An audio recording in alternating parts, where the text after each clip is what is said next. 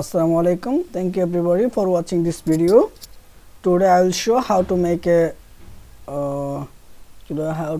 spring in Solidworks. At first I am selecting the front plane and Control 8, go to the sketch and draw, select the circle and draw this circle. Okay, and go to the smart dimension for selecting dimension, which will be the 2 inch. Okay, then close the drawing, Control 7, go to the features and then curves, select the helix and spiral, click on the circle.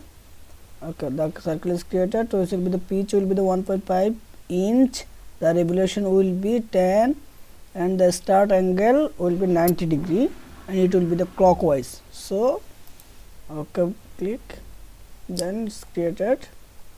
Again select the right plane and go to the reference geometry and click on plane. You've seen the origin will be from 0 degree 0, so 0, then click on. Okay, the Control 8, and then go to the sketch and select the circle, draw the circle origin point, and this circle will not more than pitch. The pitch was 1.5, so the circle less than 1.5. The decimal dimension is select and the circle will be 1. The circle will be 1.